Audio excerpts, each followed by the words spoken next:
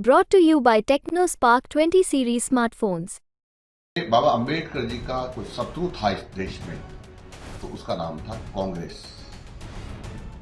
कांग्रेस मैं इसलिए कह रहा हूं कि कांग्रेस ने कभी भारत रत्न नहीं दिया अंबेडकर जी को, न ही उनके अंतिम संस्कार के लिए राजघाट पर जगह दी और न ही वह कांग्रेसी होते हुए भी उनको चुनाव लड़ाया।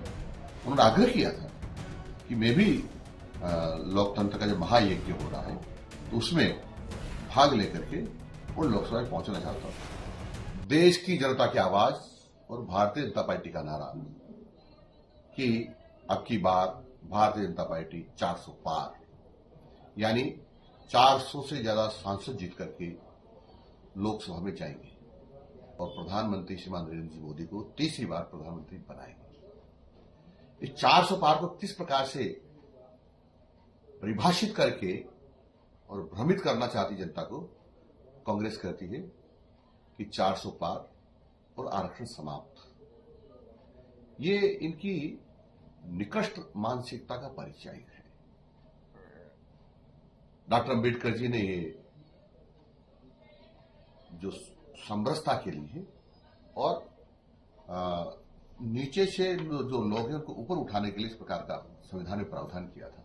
उसके साथ साथ उन्होंने प्रावधान ये भी किया था कि संविधान की धारा 341 में लिखा हुआ है कि जब तक छुआछूत रहेगी तब तक ये अनुसूचित जाति का आरक्षण रहेगा। मैं आपको आपके माध्यम से जानकारी देना चाहता हूं जनता को कि बाबा अंबेडकर जी का कोई शत्रु था इस देश में तो उसका नाम था कांग्रेस। कांग्रेस मैं इसलिए कह रहा हूं कि कांग्रेस ने कभी भारत रत्न नहीं दिया अंबेडकर जी को, न ही उनके अंतिम संस्कार के लिए राजघाट पर जगह दी और न ही वह कांग्रेसी होते हुए भी उनको चुनाव लड़ाया।